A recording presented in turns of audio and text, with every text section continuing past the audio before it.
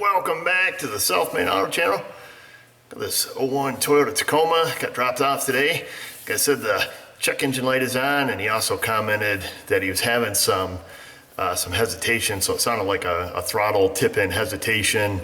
He'd go to take off occasionally, and the truck would kind of like stumble, lack for power, and then, away it'd go. That's pretty much how he described it to me, so I guess that's what we would call a tip-in hesitation.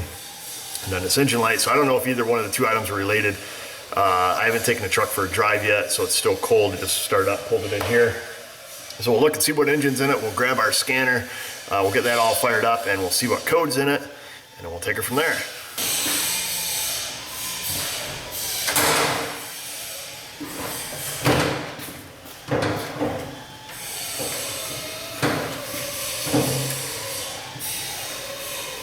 That little guy hiding.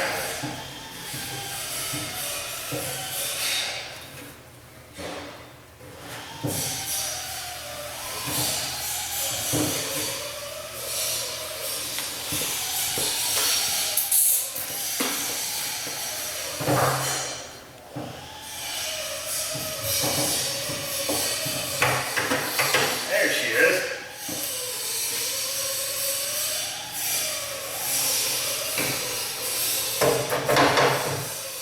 Alright, she's got the 3.4 in it. V-6, 4 cam it says, it's got 4 cams. Alright, let's fire up the Varus here and see what kind of problem we have. I've got all the vehicle information entered. This has got a stick in it. So we'll come in here, grab our codes, see if that gives us some direction here. Maybe 2 birds with 1 stone, I guess.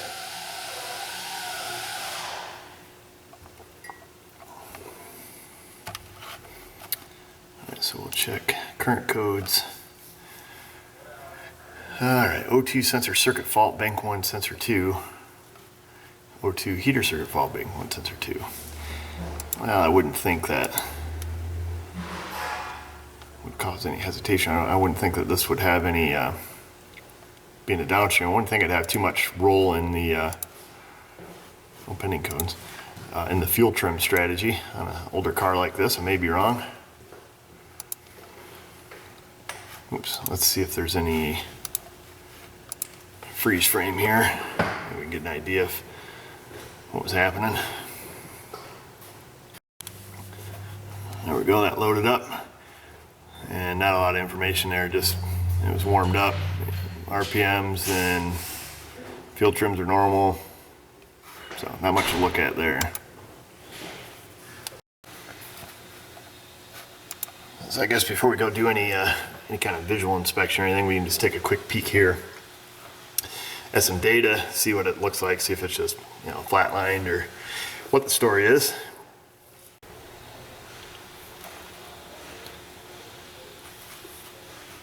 We'll grab a custom data list.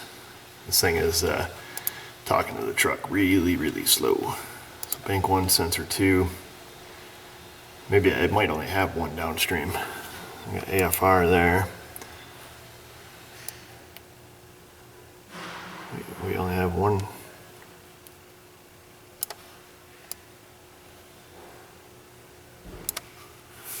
Or 2 air fuel ratio heater. 2 monitor. Want to make sure I'm not missing something here. Does this thing only have 2? Bank 1, sensor 1, bank 1, sensor 2. Huh. Yeah, I guess it only has 1 according to this. So we got short-term, long-term on bank 1. So that's surprising, being a V6, that we're only dealing with 2 sensors here.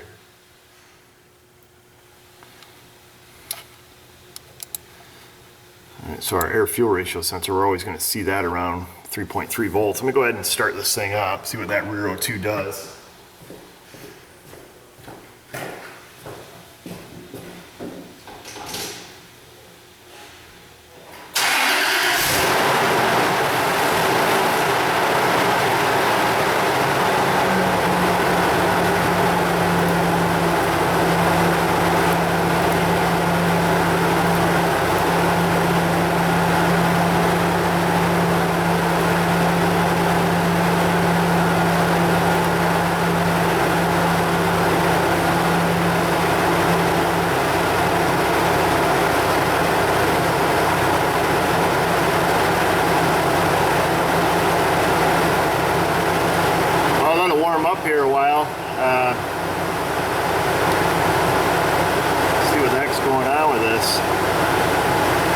this is a bias voltage on the downstream until it warms up, starts working. So we'll let this run a little bit, get up the temperature, and kind of see what happens with this rear O2 here. But it's starting to look pretty normal to me so far.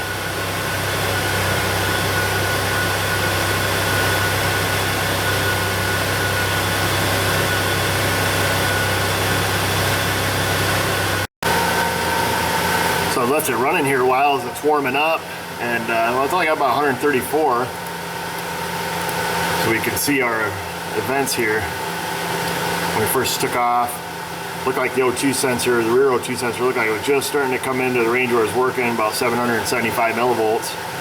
But now for some reason, it has gone back up to above 1 volt, which would be, you know, indicate that this engine is running really rich. But we can see our air-fuel ratio sensor here. It's like I say, hovering around, you know, 3.3 volts. That's really normal. It does act like this rear O2, like I say, it's warming up here. I thought we were in good shape, and all of a sudden it just climbed right back up. So just for the heck of it, we should probably take a peek at our fuel trims. Make sure something hasn't changed there. Okay, fuel trim's right on the money, air-fuel ratio. Yeah, this rear O2 sensor is definitely at a high voltage. Well, we can do, it definitely acts like it's, you know, it looks like it's acting a little screwy. We can do a couple quick just bypass tests on it, make sure the circuit's good, and if it's good, you know, they have that heater code in it. We'll check, see if the heater's junk. Maybe we're just dealing with simply a bad O2 sensor. See if I can I'm gonna go create a vacuum leak. Open up this AFR. We'll see how these respond to a vacuum leak. Grab a pair of pliers, we'll yank the brake booster hose off here.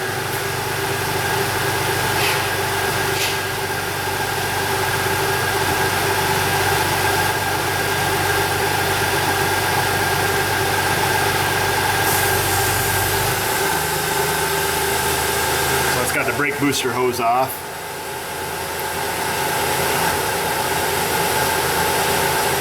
AFR went high there. That's what we would typically, they work opposite of an oxygen sensor, so they're going to go high voltage with a vacuum leak.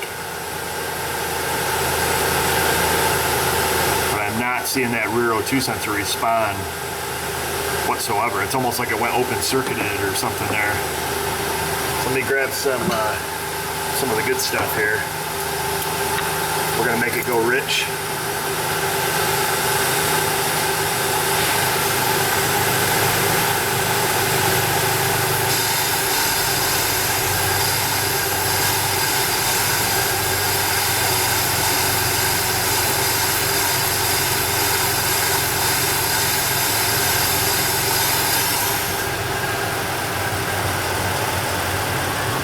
See the air-fuel ratio sensor responds, fuel trims obviously respond.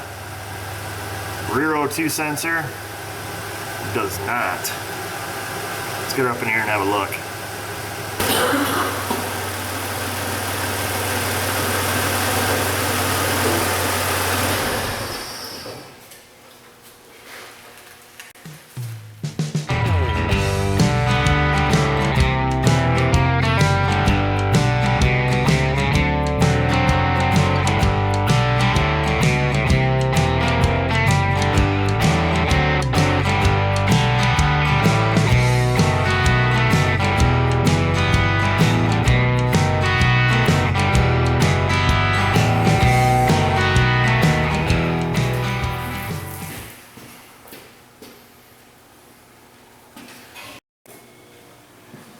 Come under here. There's our rearmost catalytic converter, muffler, tailpipe. Just kind of get you oriented here. No, yes, we do have, I want to say no O2 sensor back here, but we've got this O2 sensor here. And then we come up here, and this is that's our collector pipe. It goes from manifold to manifold. Yeah, right across the back of the engine, okay.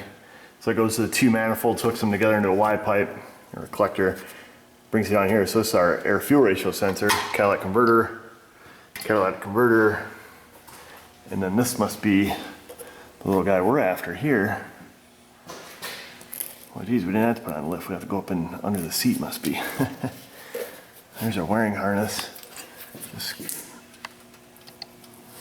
do a quick visual inspection. I don't see anything ripped through.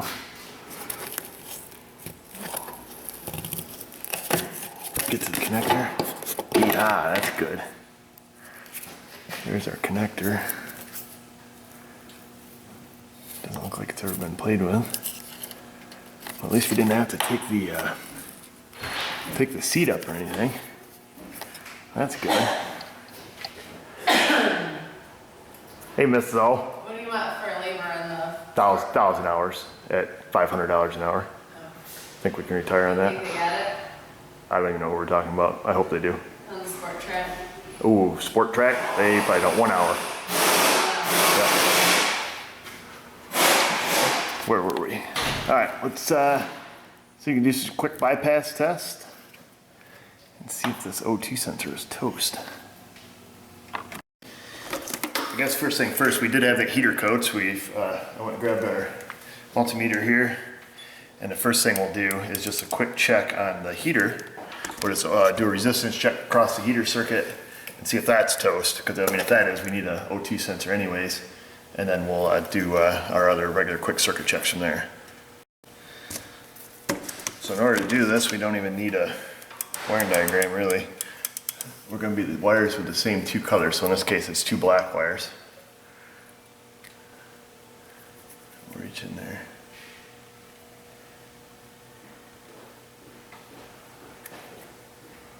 Make sure I'm not touching anything else. Well, that ain't good. So a quick glance at the meter, 1.58 mega ohms. Typically, a heater circuit, make sure I'm on the right wires here. Usually they're good or they're open. This has just got really high resistance. So typically a heater circuit is 8 or 9 ohms, you know, roughly something like that. Being that we've got the key on, I don't know if that turns the heater on or not, but what we can do is we'll change our scale here. We'll change it to a voltage scale and see if we have 12 volts here. Find out which two wires it is. Maybe the top two looks like a red and a white with red. So we'll just come across these front probe right here. Nope, it must be the vehicle has to be running, because I've got nothing here, 0.05 volts, so that tells me the car likely has to be running. I'll grab our scan tool and we'll look at some data there when we got it unplugged. But as it is right now, we need no O2 sensor anyways because the heater is no good. So we can look at the scan data here. You can see the O2 sensor with it unplugged, 0.000 volts. That's good. That's a good sign. Shouldn't be anything on that.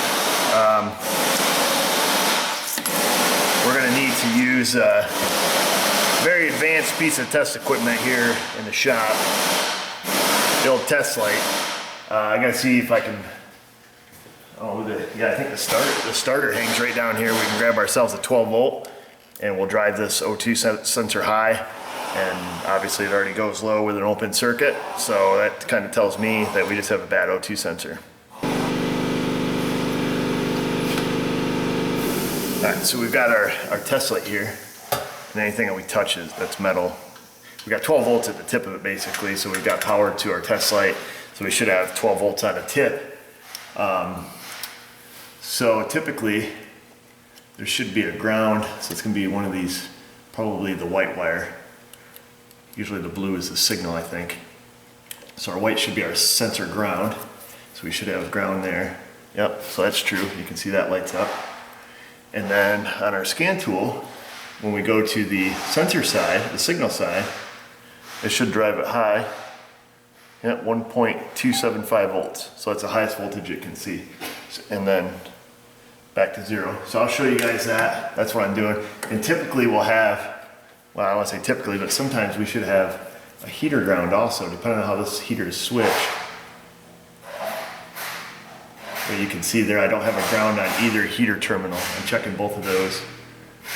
No ground, no ground. Well, we got a ground there, but that is our sensor ground. So possibly the heater circuit, we'll have to look into this to be sure, but the heater circuit might be, you know, full-time power ground side switched or something like that, you know, pulse width modulated on the ground side. I don't know how it controls, but being that our heater circuit is open, you know, that's, you know, our O2 sensor's junk anyways, but we can definitely see we got a sensor ground. And I can see here on the scan tool that when I put 12 volts to the O2 sensor, it does drive it high. So let me get you guys switched around here so you guys can see what I'm seeing. So there's our O2 sensor pit. You guys see that? It's open circuited right now. And now I'm going to apply some voltage to it, make sure the circuit's good. We can see it goes up to its maximum voltage there, 1.275. And now I remove the test light, and then it goes back to 0. That's pretty much all the testing that we have to do, really. This thing has a bad O2 sensor. Simple as that. So the beauty of living in New York when you work on Toyota O2 sensors is that you don't need any tools to take them out. There's no nuts. Toyota did a fantastic job making this thing. They built the studs out of stainless, and then they used just some plain old, you know, mild steel nuts. So it makes my job real easy because when these things come in, there's no nuts on them. Just gotta give them a little wiggle, and then it pops right off. Looks like we got a little zip tie connector there. Oh, feels like there's one up on top of the frame. And that's that. Gravy, baby. Then we'll go get some new nuts. We're gonna have to run some thread chasers over these. These are looking pretty snotty. We'll get our new O2 sensor mounted up and take it from there. But yeah, being loose, you know, it doesn't have anything to do with it. In case anybody's questioning that, you can tell this thing's had a little bit of leakage around that for a little bit of time, anyways. But you know, that would give it some false, you know, some false readings if it was good. You know, it would make the O2 sensor read lean. Makes me wonder if we're gonna have some catalyst efficiency codes now or something, but you never know. Give them a little spritz of the good stuff. I'll stick a thread chaser on here. Should be an 8mm, I think. If not, it's gonna be, right? See if we can zip these down. Yeah. We catch that, can we? Not too bad. Make sure that started straight. Oops.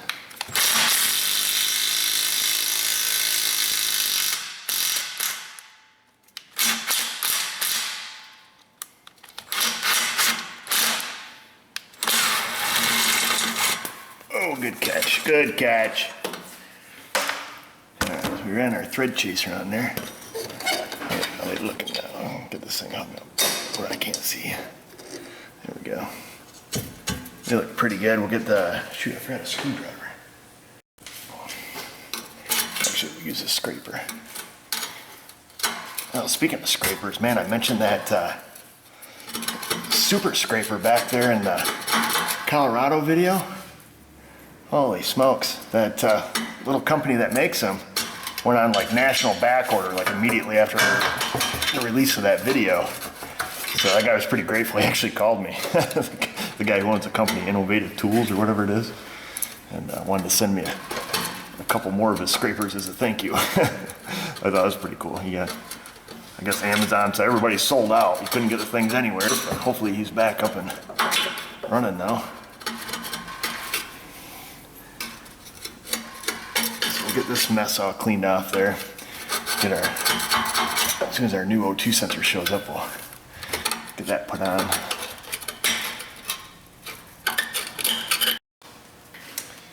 All right, we've got our brand new,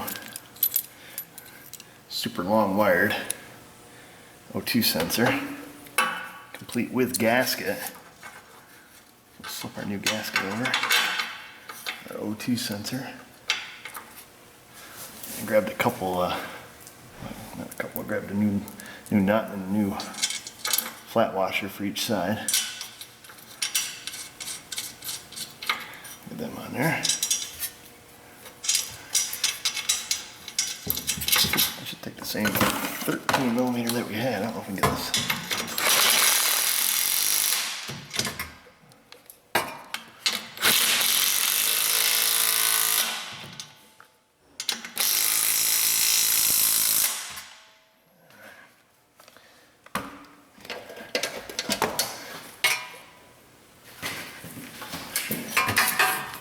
Sitting flat.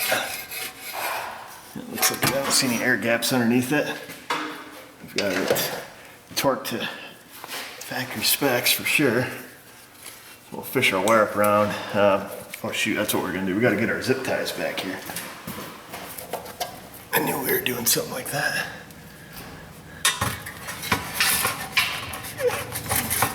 Converter's still a little toasty.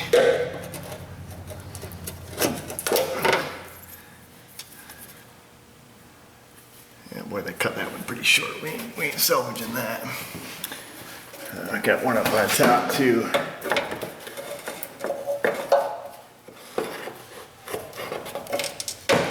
Well,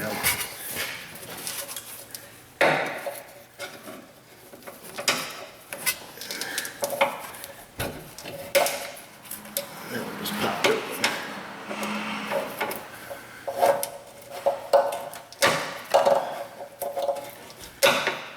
Oh gosh, no, it's all. Now I did it. I snapped it off in the hole. Don't ever want to do that, I tell you. Let's see if we can get something underneath it here. We're going to have to put some new wire ties on it to hold it in place.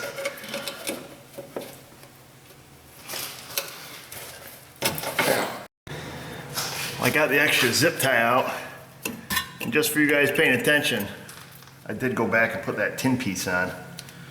Almost forgot.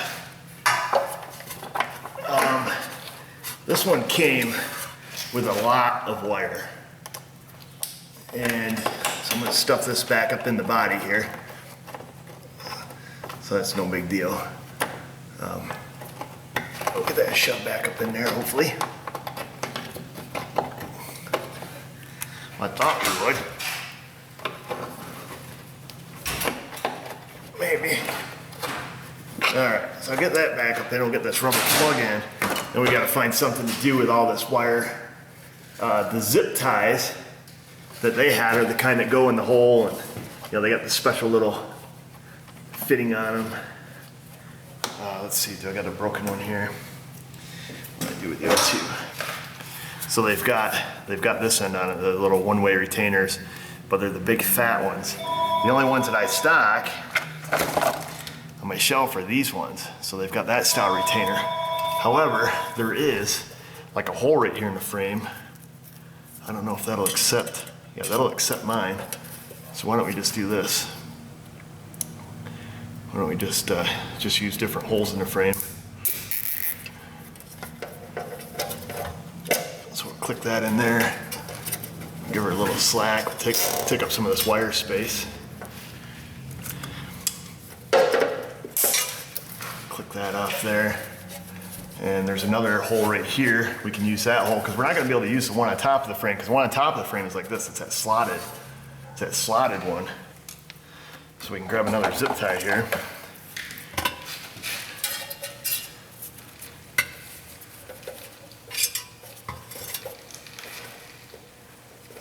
Make sure that's gonna be okay. That should stay in. I'm not too worried about that, I guess. We just don't want it falling out, you know. Oops.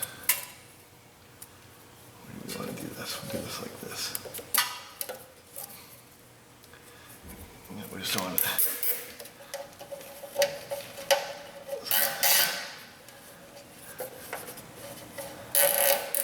There. I think that'll be sufficient. I guess if you don't have these zip ties, you could always go like, you know, hole to hole. Something like that, you know, just to hold it. Then across the top of the frame, I mean, it comes right across, it goes right up in the body, so there's no slack there. I guess that's as good as it's gonna get. I don't think it's gonna go anywhere, is it? Yeah, that should be fine. I don't think this guy does any real serious off-roading. Like I said, you can see the wire just sits here nice, goes up in the body, it's all plugged in. Wonder if we should throw a little zip tie on that, so it doesn't get tugged on. It's not real tight there. I see the OEM one has like a little metal, like CV boot clamp right there. I guess that's the difference between OEM and aftermarket. This is a Denso that I put in here. So pinch that off tight. I'll make that a little more waterproof anyhow.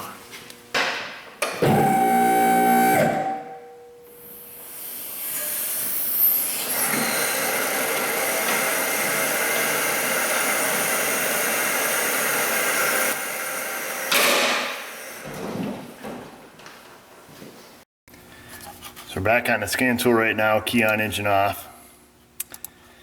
We can see our rear O2 is at 0.00 volts. So evidently the voltage that we were seeing was not, bias voltage of any sort. Obviously it must have been shorted there internally and just was putting out its peak voltage, because we found that the peak voltage output was 1.275. So it's just, process data. I'm sure if we check the actual voltage going to the PCM, it would have been something a little different, I imagine. So let's go back. I'll go ahead and fire it up here, and we'll get our data list back, and we'll look at this through a warm-up cycle, and I think we'll see that the O2 sensor will start at 0 volts and go up to whatever it goes up to, 500, 600, somewhere in there. Hopefully the converter's working. All right, here we go. I'm gonna fire it up.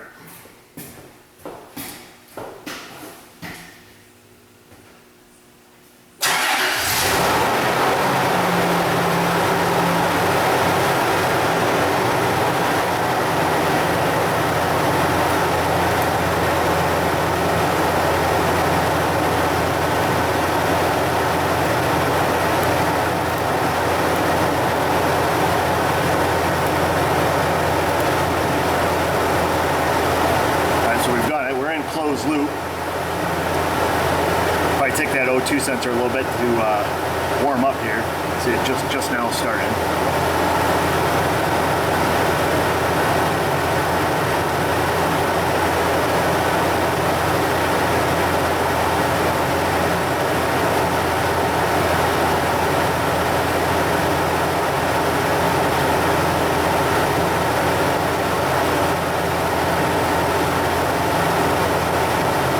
I was like, wait a minute, 3.9, that's not right. That's our fuel trim. And we have, oh, there we are. That's what I'm looking for. I was like, geesh, 3.9.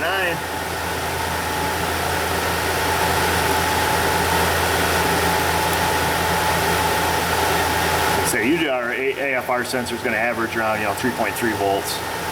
On a Toyota, that is, anyways.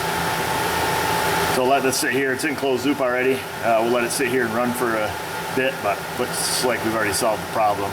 I guess we can do the same test. I'm gonna go ahead and yank the brake booster hose off. We should see this drop right off here.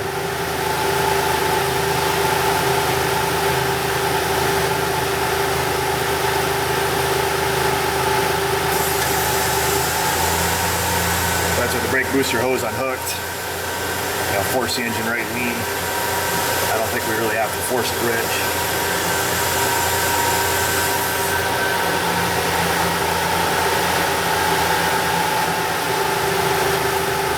Well, I guess that's that. Quick and easy, baby.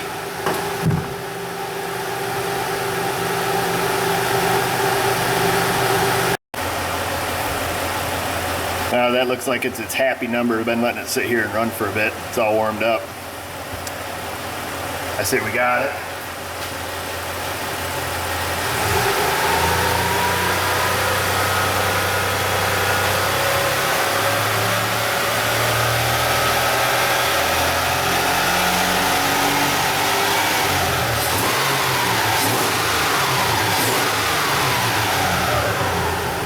definitely responsive, so you give it that little gulp of air. That's it.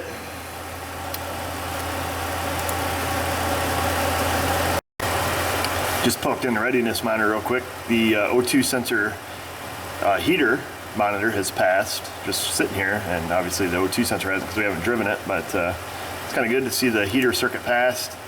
We'll pop back in and just check for any kind of pending codes. Not having run through a full drive cycle, I don't expect to see much here, but it's always good to double check. I think our data though confirms that we have a confirmed fix. We don't have anything to worry about here.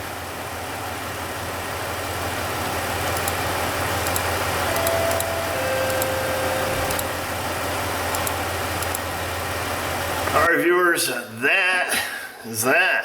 Not much more to look at. You can only beat an oxygen sensor to death so many times. So we've done a lot of videos on O2 sensors, and I'll put some links here to some of those, where you can look at our playlist for the check engine lights. O2 sensors are kind of the same all the way across the board. Do similar tests, just some quick circuit verification tests, to make sure that the wiring is good, and that's usually done simply by doing just a bypass test. You really don't even need a wire diagram or anything. We're not worried about testing the heater. It must have been a key on engine running heater type circuit, because we didn't have any power or ground when we were down there, but obviously the heater's good because it ran the ran the test on it. So I can only assume it's a ground side switched heater circuit that has full-time power, possibly from some sort of relay or something along those lines. I'm not really sure, but it doesn't really matter at this point.